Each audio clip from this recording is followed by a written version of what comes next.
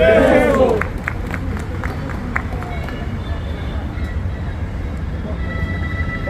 रत्न डॉक्टर बाबासाहेब आंबेडकरांचा भारत रत्न लाल बावटे की लाल निशान की हमारी यूनियन हमारी ताकत, हमारी यूनियन हमारी ताकत, लाल बावटे की विजय असो, लाल बावटे की जय, लाल बावटे की जय।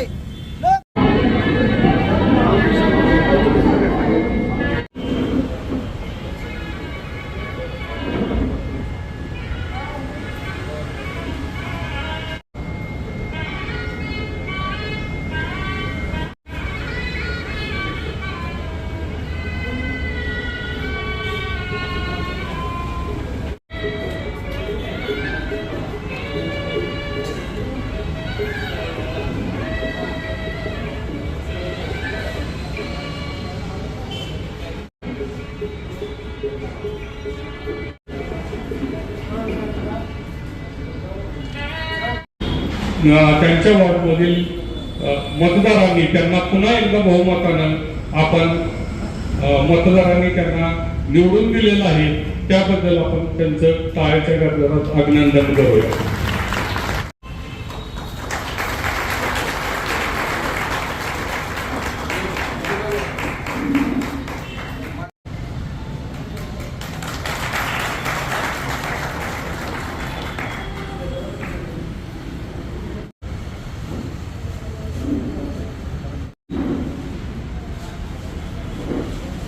यानंतर आजच्या कार्यक्रमाचे प्रमुख पाहुणे कॉम्रेड उदय भट यांचा सत्कार तुकाराम गायकवाड यांनी करावा। हा समोर बघा।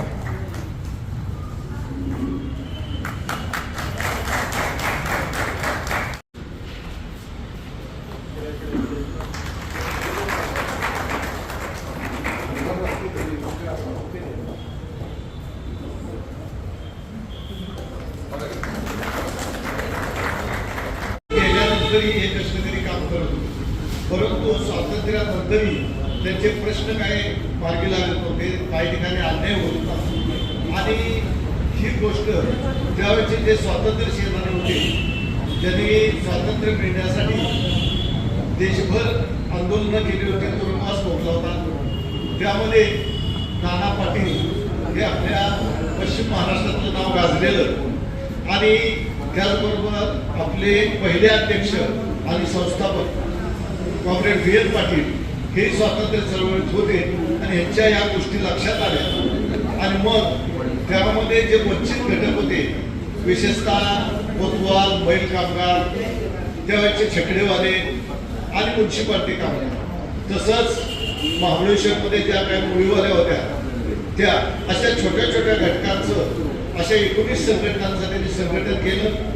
ते साल होतं 1954 आणि त्यावेळापासून आपल्या संघटनेचं कामकाज चालू राहिलं, पुढे घेत गेलं आणि त्यामध्ये भाऊनी म्हणजेच कॉम्रेड व्ही.एन. पाटलांनी हिरिरीनं भाग घेतलेला होता। त्यानंतरच्या काळात नागनाथांना नायकवाडी आणि व्ही.एन. पाटील यांनी कोयना धरण कष्टांचं संघटन केलं। त्यासाठी ते पायी चालत 10 किलोमीटर या कोयना परिसरात फिरत होते, जंगल होतं, गळ्या कपाळातून जाऊन या लोकांना त्यांनी संघटित केलं। तर भाऊनी हे आपल्या शेवटच्या काळापर्यंत कष्टकऱ्यांच्यासाठी झगडले, पण त्यांचा आत्मा हा होता तो नगरपालिका, सातारा कामगार संघटना आणि त्याबरोबर जिल्ह्यातल्या ज्या इतर संघटना आहेत त्यामध्ये, आणि त्यामुळं ते महिन्यातून एकदा प्रत्येक नगरपालिकेला भेट द्यायचे, तिथले प्रश्न समजून घ्यायचे, तिथल्या मुख्याधिकारी नगराध्यक्ष यांच्याशी चर्चा करायची। अशा प्रकारे आपल्या युनियनचं कारभार चाललेला होता।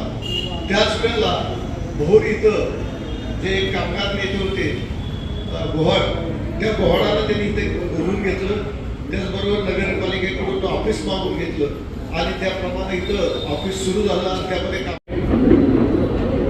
कॉम्रेड अब्दुल दिघे, कॉम्रेड विजय निकम, प्रमोद परमाणे, शंकर पाटील, इतर सर्व कार्यकर्ते आणि मित्रांनो, आताच माझी ओळख करून देताना पुणे महानगरपालिका कामगार युनियनचे अध्यक्ष आणि वारसा हक्काची लढाईच्या बद्दल पुढाकाराने भागीदारी केल्याबद्दल केल्या, तसं म्हटलं तर खूप मोठा वारसा आपण घेऊन चाललेलो आहोत पुढे. म्हणजे गणपत्ता रामबागे समितीचा वारस हा त्यातला एक टप्पा आहे, पण आपण एक जो समतेचा अन्यायाच्या विरुद्धचा जो मोठा आपला वारसा आहे त्याचे कॉम्रेड VN पाटील तिथे त्यांना अत्यंत पुष्पहार घातलेला आहे. धैर्यशील दादा त्यांनाही घेतलेलं आहे. अगोदर आपण बाबासाहेबांचंही प्रतिमेला वंदन केलेलं आहे. म्हणजे मोठा वारसा आपण घेऊन आपली वाटचाल चाललेली आहे. आताच मी पाहिलं की आपल्या युनियनची स्थापना 54 साली झालेली आहे आणि आज 2026 आहे. या युनियनचा मी आता अध्यक्ष आहे, पुणे महानगरपालिका कामगार युनियनचा. त्याची स्थापना 10 डिसेंबर 1943 झालेली आहे. म्हणजे प्रचंड संघर्षाचा आणि एक मोठा वारसा घेऊन आपण पुढे निघालेलो आहोत. आणि त्या वारसाचाच एक टप्पा म्हणून आपल्यावर एक संकट आलं होतं की गणपत्ता वारसाचा मध्यंतरी औरंगाबाद मुंबई खंडपीठाच्या औरंगाबाद बेंचने तो स्टे दिला होता आणि ती लढाई आपण समर्थपणे लढली आणि तो आपण स्टे आता उठवलेला आहे. आणि त्यामुळे गणपत्ता वारसाच्या नोकरीचा मार्ग खुला झालेला. अर्थात आपला हा युनियन नसती, आपला हा विचार नसता तर मला वाटत नाही की हा टप्पा आपण गाठू शकलो असतो. कारण ज्या पिढीने या सगळ्या चळवळीचे पाया रोवला, कॉम्रेड VN पाटील इथे आपण पाहतो की ज्यांनी या युनियनची स्थापनेमध्ये सुद्धा त्यांचा महत्वाचा भाग होता, त्यांनी जर तो केला नसता तर मला वाटत नाही की आज आम्ही इथे उभं राहू शकलो असतो. म्हणजे पुण्यात असो साताऱ्यात असो आम्ही जे उभे राहतोय चळवळी करता तेव्हा त्या पिढीने एक दृष्टिकोन घेतला होता की निव्वळ स्वातंत्र्य नाही तर स्वातंत्र्य नंतरचा जो भारत आहे तो शेतकरी कामगार वर्गाचा कष्टकऱ्यांचा सामाजिक सांस्कृतिक समतेचा भारत असला पाहिजे. आणि या लढाईचा भाग म्हणून हा लाल मोठा खांद्यावर घेऊन संघर्ष उभा केलेला आहे. आज तुम्ही साताऱ्याची नगरपालिका आहे, एक महत्वाचं शहर म्हणून त्यात हलवून विकसित होते. मी अनेक वर्ष येतो इकडे, तिथे आपल्या काही औद्योगिक वसाहतीमध्ये काही कारखाने आहेत, तिथेही आपली युनियन आहे आणि हळूहळू विकसित होतोय. आणि जसं शहर विकसित होतंय त्याच्या हद्दी वाढत आहे तशा नगरपालिकेची जबाबदारीमध्ये सुद्धा बदल होत आहे. कारण मला आठवत आहे की 30-35 वर्षापूर्वीचं सातारा आणि आताचं सातारामध्ये खूप फरक आहे. त्यावेळेची जी परिस्थिती आताची परिस्थितीमध्ये खूप फरक पडलेला. आणि अशा वेळेला आपण जे काम आहे शहर स्वच्छतेचं, बाकीच्या महानगरपालिकेच्या ज्या जबाबदाऱ्या आहेत, ज्यांचं साताऱ्याच्या सगळ्या लोकांची सेवा करण्याच्या संदर्भातलं आपलं महत्त्वाचं काम आहे. मग ते आरोग्य स्वच्छतेच्या रूपाने असेल, दुसऱ्या आणखी काही ज्या सोयी सवलती महानगरपालिकेकडून दिल्या जातात त्याच्या संदर्भातलं असेल, एक महत्त्वाचं काम आपण करतोय. आणि आपल्याला आठवत असेल की एरवी तर आपण सगळ्या शहराची घाण अंगावर घेऊन सगळे ते साफ करतोच, पण आपल्या कामाचं महत्त्व अधोरेखित झालं कोविडच्या काळामध्ये. मला साताऱ्यामध्ये थोडा फारसा प्रादुर्भाव नव्हता, पण मुंबई पुण्यामध्ये आम्ही काम करत होतो तेव्हा आमच्या लक्षात आलं की त्यावेळेला एवढी आणीबाणीची परिस्थिती होती. त्यावेळेला रस्त्यावर आपला जीव हातात घेऊन जर रस्त्यावर कोण होता जनतेच्या बाजूने उभा तर तसे ते पोलीस आणि इतर संरक्षण दल होतं किंवा हॉस्पिटल्स होती, त्याच्या तोडीस तोड कोण असेल तर संबंध देशातला महानगरपालिकेतला खास करून सफाई कामगार होता. मला असं वाटतं की ते त्याचं योगदान आपण विसरू शकत नाही. मुंबईमध्ये जवळजवळ 1000 कामगार कर्मचाऱ्यांचा या कोविडमध्ये काम करत असताना मृत्यू झाला. 1000 ही साधी संख्या नाही आहे. पुण्यामध्ये सुद्धा आमचे जवळजवळ 150 कामगार हे कोविडमध्ये काम करत असताना लागण लावून गेलेले आहेत. म्हणजे ते खास करून त्यातले 85 आपले सफाई कामगार होते. अर्थात आपली युनियन असल्यामुळे आपण 50 लाख केंद्र सरकारचं, 50 लाख पुणे महानगरपालिकेचे असे 1 कोटी त्यांना देण्यात आपण यश मिळवलं आणि त्यांच्या वारसाला कायम रोजगार सुद्धा आपण दिला. आणि कंत्राटी कामगार जे 13 जण मृत्युमुखी पावले त्यांना सुद्धा 25 लाख रुपये आपण दिले. युनियनच्या वतीने आपण काही 2-2 लाख रुपयाची मदत स्वतंत्रपणे केली, पण त्यांनाही आपण वायावर सोडलं नाही. सांगायचं तात्पर्य असं की आपलं जे काम आहे ते समाजाने जरी दुर्लक्षित केलेलं असलं किंवा आपल्या जातीच्या उतरंडीमध्ये एकदम हलक्या दर्जाचं काम जरी असलं तरी त्याचं महत्त्व प्रचंड आहे. आणि आम्ही नेहमी म्हणतो की जसं देशाच्या सीमेवर आपला सैनिक लढतोय तसा शहरामध्ये आणि देशाचं आरोग्याचं रक्षण करणारे आम्ही सफाई सेवक नाही तर आम्ही आरोग्याचे सैनिक आहोत आणि त्या दर्जाचं आम्ही काम करतोय आणि त्या दर्जाचा सन्मान आम्हाला मिळाला पाहिजे या पद्धतीने आपण त्याच्यामध्ये उतरलेलो आहोत, लढाई करतो आहोत. आता आपले निशांत देवेशी पाटील आमच्या दृष्टीने ते छोटेच आहेत त्यांनी त्यांना आतापासून पाहिलेलं आहे आणि मागे त्या मला वाटतं ते नगरसेवक होते तेव्हाही आम्ही आलेलो होतो आणि आता आपल्या युनियनची त्यांना त्यांचे दुहेरी जबाबदारी आहे. एका बाजूला ते कामगारांचे प्रतिनिधी आहे, दुसऱ्या बाजूला ते जनतेचे प्रतिनिधी म्हणून नगरसेवक म्हणून गेलेले आहेत. त्या दोन्ही बाजूंचं समर्थ प्रतिनिधित्व आज आपल्याला अध्यक्षाच्या रूपाने लाभलेलं आहे की त्यांना जबाबदारी सुद्धा आहे आणि कामगार वर्गाचा हक्काचं कर्तव्य सुद्धा त्यांना बजवायचं आहे. आणि आपली युनियन नेहमीच म्हणजे आम्ही जे काम करतो ते आम्ही नेहमीच सांगतो की आम्ही जसे आमच्या अधिकाराकरता दक्ष आहोत तेवढंच आम्ही आमच्या कर्तव्याकरता सुद्धा तेवढेच बांधील आहोत.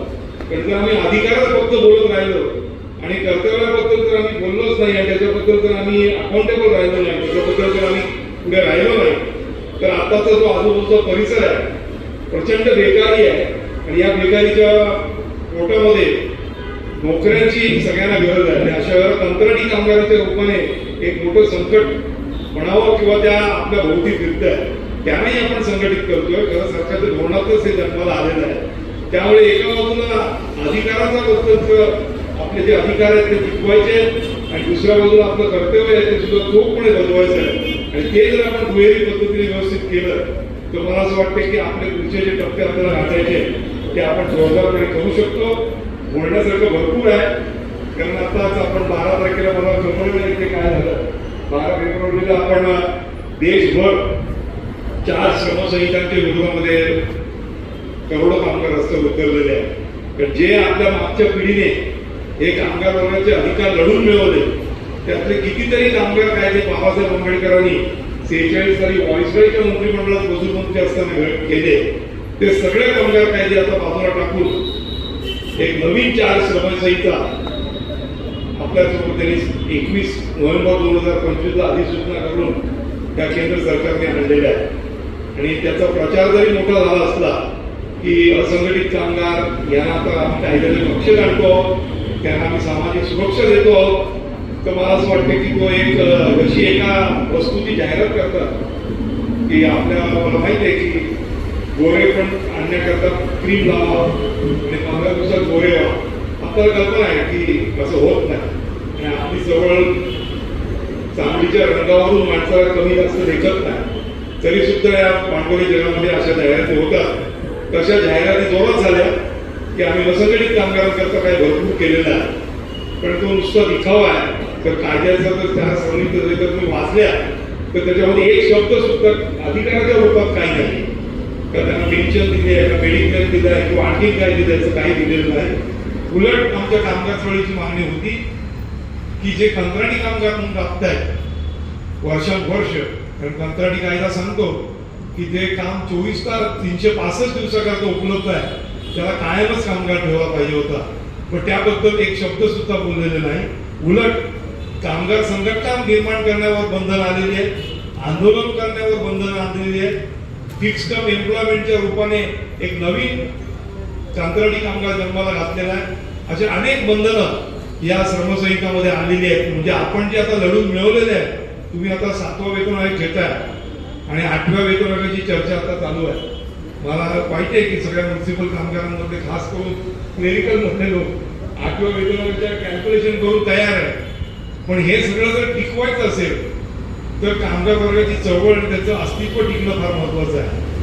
आज जे आपल्याला सहज मिळतंय असं वाटतंय जसं की आता आपण ऑक्सिजन घेतोय त्याच्याकरता फारसं परिश्रम करावे लागत नाही पण त्यावेळेला ज्यावेळेला तब्येत बिघडते आणि कोविड सारखं संकट येतं तेव्हा ऑक्सिजन सिलेंडर करता काय धावपळ झाली आपण सगळ्यांनी पाहिलेलं आहे.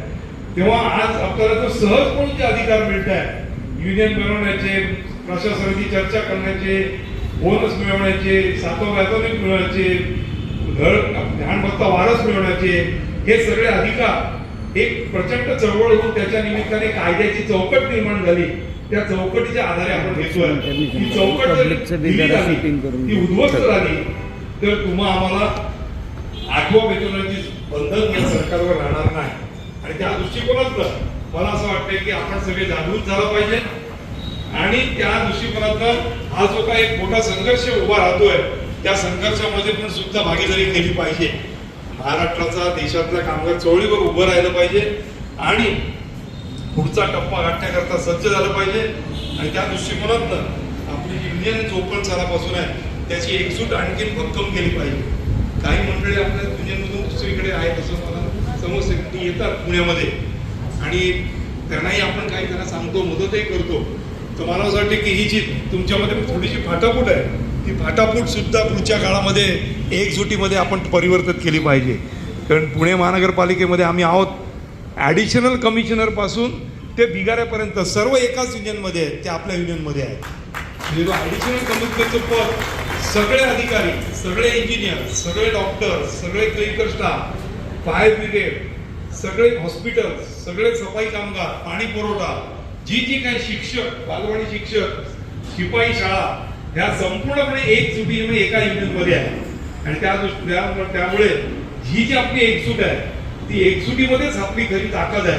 मला वाटतं सातारा नगरपालिकेमध्ये, महानगरपालिकेमध्ये हे एकजूट साधण्यामध्ये आता नगरसेवक म्हणून पुन्हा एकदा त्यांना जबाबदारी आल्यानंतर ती साधण्याकरता ती त्यांनी जबाबदारी पार पाडावी अशी मी त्यांना विनंती करतोय. कारण ही एकजूट पुढच्या काळात तुम्हाला पुढे घेऊन जाण्याकरता मदतनीस करणार आहे. आणि त्या दृष्टिकोनातनं त्यांच्या नगरसेवकपणाच्या कार्यकर्त्याकरता सुद्धा मी एक त्यांना शुभेच्छा देतोय. कारण त्यांच्यावरती मोठी जबाबदारी आहे नागरिकांची आणि ती जबाबदारी पार पडत असताना अध्यक्षपदाची युनियनची पण जबाबदारी आहे. त्या जबाबदारी सुद्धा ते गेले काही वर्ष काम करतातच आहेत.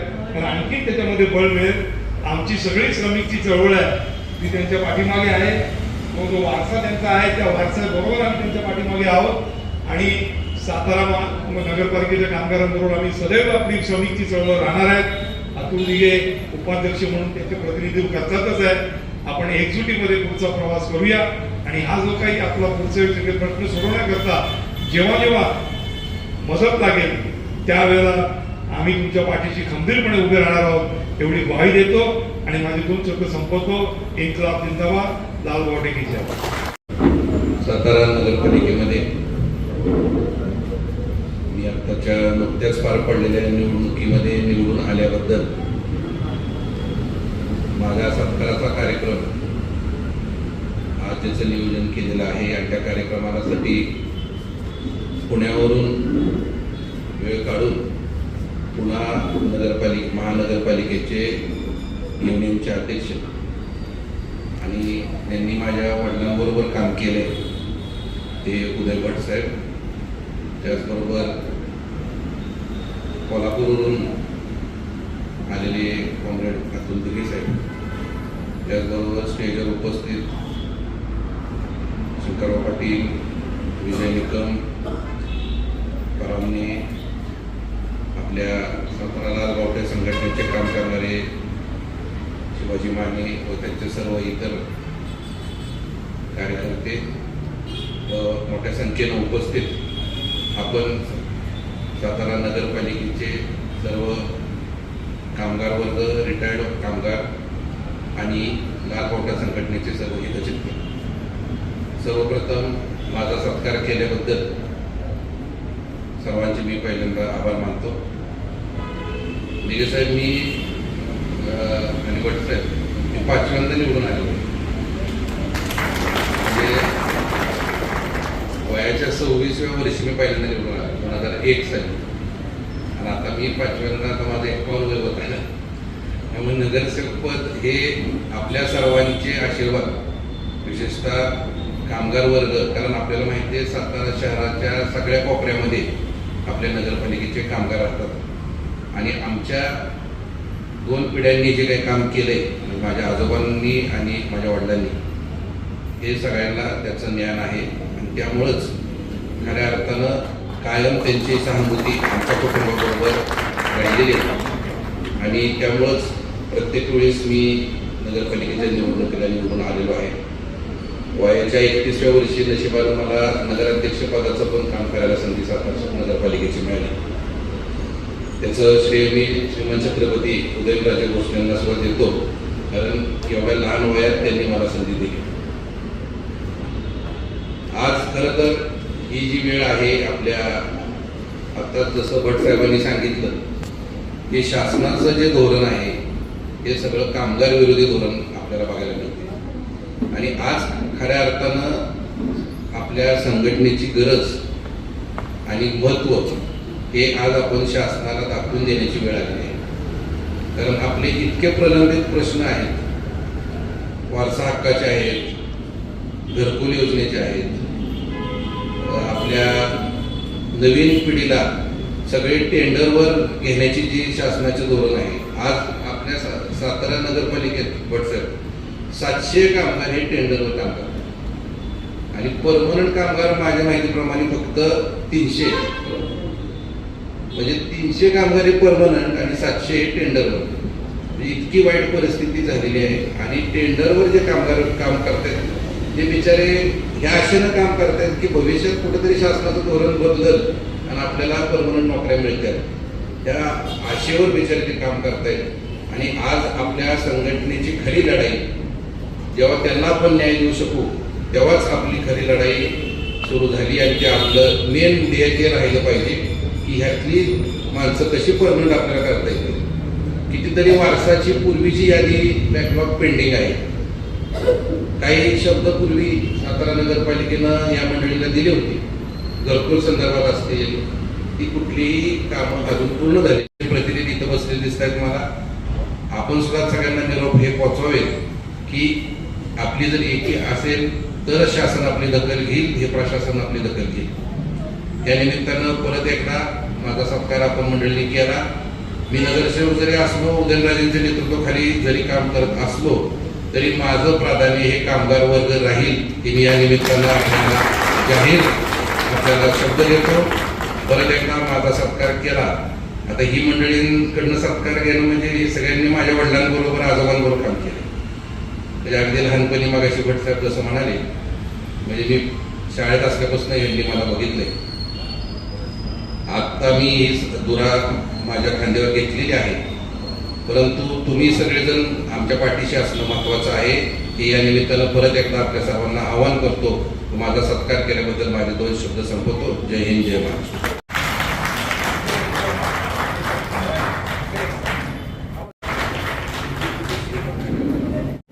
निशांत धैर्यशील पाटील हे नगरसेवक म्हणून निवडून आल्यामुळं मला सगळ्यांना आनंद झाला आणि आम्ही असा विचार केला की एक सत्काराचा कार्यक्रम आपण करावा.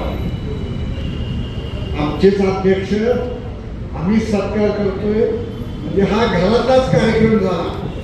पण कधी कधी घरातल्या गोष्टीचं सुद्धा मांडव घालून आम्हाला गावाला सांगायला लागते की आमच्या घरात अशी चांगली घटना घडलेली आहे. त्या पद्धतीनं आपण या ठिकाणी आज त्यांचा सत्कार ठेवला.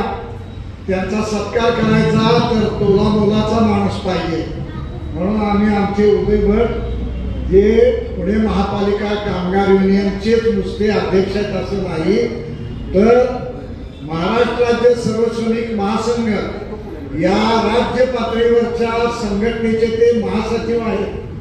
आणि AICCTU all India central council of trade unions या सरकारने मान्यता दिलेल्या केंद्रीय कामगार संघटनेचे सुद्धा ते सचिव आहेत. तेव्हा आपल्या घरातल्या सगळ्यात उंच माणसाकरवी आमच्या घरात त्या मुलाचा सत्कार करायचा असा आम्ही विचार केला आणि त्याप्रमाणे आजचा कार्यक्रम आपण योजलेला आहे. 54 सालात संघटना तयार झाली. माझा जन्म 59 सालचा.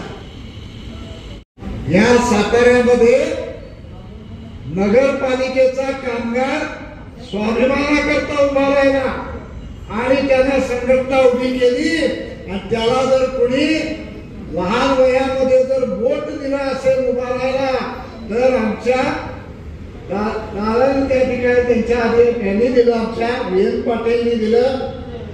व्ही.एन. पाटील एखाद्या वडाच्या झाडासारखे होते. त्या महाबळेश्वर मधल्या बोळी विकणाऱ्या बाया जंगलात फिरून बोळी गोळा करून हॉटेलला घालायच्या. त्यांच्या स्वाभिमानाचा प्रश्न व्ही.एन. पाटील त्यांचे पुढारी. इकडं सातारा जिल्ह्यामध्ये दुष्काळ आणि दुष्काळामध्ये उन्हातान्हामध्ये रस्त्यावर खडी फोडायला मुरुम पसरायला जाणारी कष्ट करणारी महिला, कष्ट करणारा पुरुष, त्यांच्या बाजूला उभे कोण तर व्ही.एन. पाटील उभे. अशा पद्धतीनं सातारा जिल्ह्यातल्या जो कष्टकरी स्वाभिमानाकरता उभा राहिला त्याच्या बरोबर व्ही.एन. पाटील उभा राहिले आणि त्यांनी या ठिकाणी राबणाऱ्यांचं स्वाभिमान टिकण्यासाठी आयुष्य सगळं वेचलं. विधानसभेमध्ये आमदार म्हणून गेले, त्या ठिकाणी गरिबांची बाजू मांडली. त्यांची जी भाषणं आहेत ती भाषणं सगळी आपल्या एका सहकार्याने गोळा केलेली आहेत. लवकरच ती सगळी भाषणं प्रसिद्ध करायची आहेत. कारण स्वातंत्र्यानंतर आम्ही काय म्हणत होतो, आम्हाला चांगलं जीवन मिळालं पाहिजे म्हणत होतो. बाबासाहेबांनी आम्हाला राज्यघटना दिलेली होती. अण्णाभाऊ साठेंनी माणूस काय असतो ते सांगितलं होतं आणि हे सांगितलं होतं की हे जग राबणाऱ्याच्या हातावर तोडलेलं आहे, शेष नागाच्या डोक्यावर ठेवलेलं नाही. अशी एक चांगली भावना घेऊन आम्ही स्वातंत्र्य मिळाल्यानंतर चालायला सुरुवात केली होती. या देशाच्या नालायक राज्यकर्त्यांनी आज कायम कामगाराला कंत्राटी केलेला आहे आणि त्यानं घाम हत्याचा जो हक्क मिळवला तोही काढून घ्यायचा वारसाचा हक्क त्याने ठरवला होता. पण आम्ही थांबलो नाही. आपले उदयभर त्या ठिकाणी कोर्टामध्ये ठामपणे उभे राहिले आणि त्या ठिकाणी प्रश्न आपल्या बाजूने झाला. आपल्या इथे अनेक वारस आहेत पण जागा नाही अशी परिस्थिती होती. त्या काळामध्ये माझा आणि मानेंचा संबंध आला.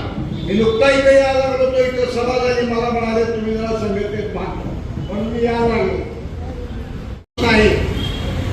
सर्व कागद व्यवस्थित वाचतो, नुसता वाचत नाही, वाचलेल्याचा अर्थ समजतो. या कागदात असं लिहिलं आहे, त्या कागदात तसं लिहिलं आहे, याचा दोन्हीचा मिळून अर्थ असा होता पडला आणि त्याने फार चांगल्या पद्धतीनं काम चालू ठेवलेलं आहे. आणि या ठिकाणी अनेक वारसांचे प्रश्न सोडवले, वारस नोकरीला लागले. आणखीन काही लोकांचे प्रश्न आहेत.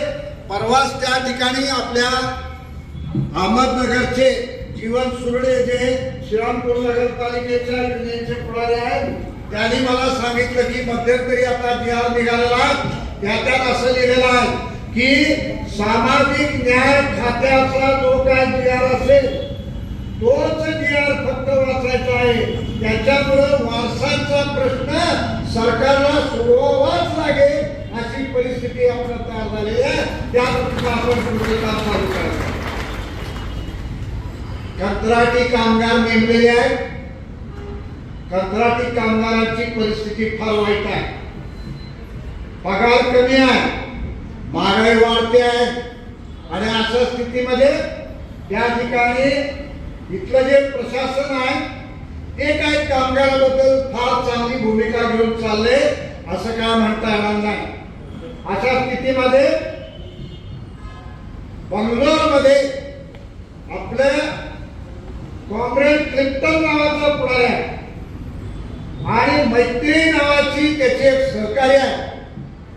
त्या दोघांनी मिळून बंगलोर महानगरपालिकेच्या सगळ्या कंत्राटी कामगारांना संघटित आणि संघर्ष केला आणि बंगलोर मध्ये सर्व कंत्राटी कामगार बंगलोर महानगरपालिकेला कायम करावे लागलेले आहेत. हा मोठा विजय त्या ठिकाणी आपल्या संघटनेने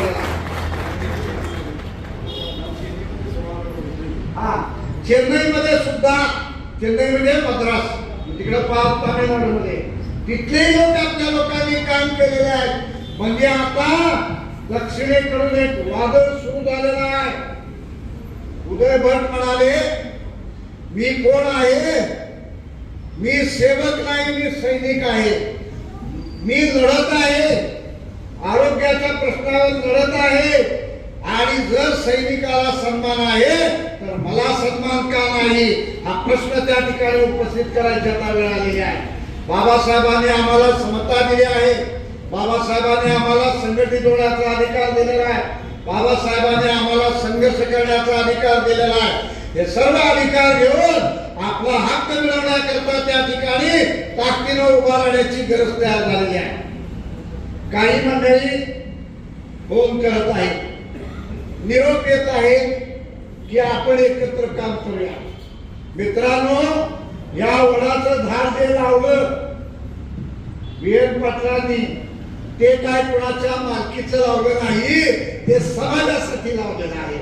आणि समाजानं त्या झाडाखाली सावलीला एकत्र बसावं आणि सगळे प्रश्न सोडवावे, ही आपली भूमिका आहे.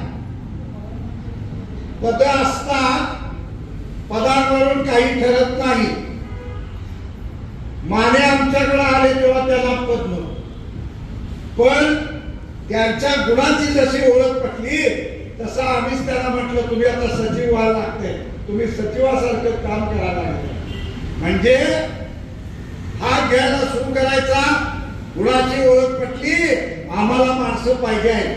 आम्ही लाड मावटेवाले माणसांचे फार हावरे आहोत. आम्हाला आमची भूकच भागत नाही माणसांची.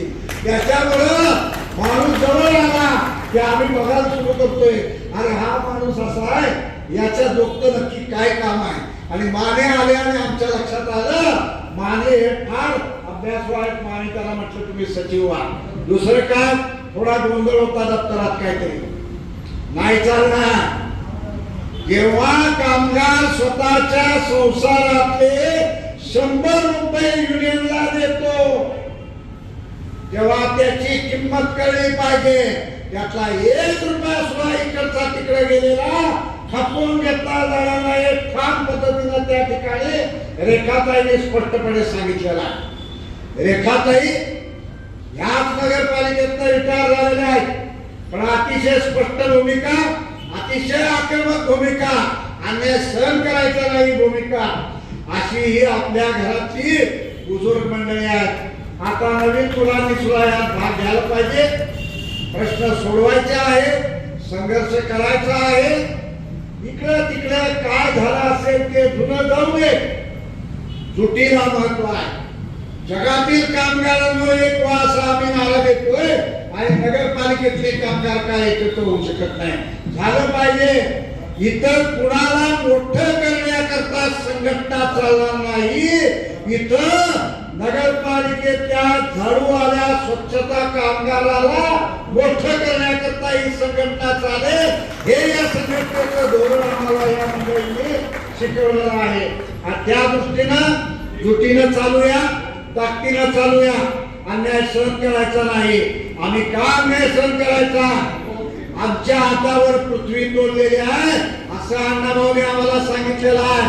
जेव्हा कोरोना झाला तेव्हा आम्ही रस्त्यावर होतो आणि ऑफिसात बसून पगार घेणारे पाया लावून काम करत होते. आठवड्यात 1 दिवस, आठवड्यात 2 दिवस, आणि आम्ही मात्र रस्त्यावर रोज होतो.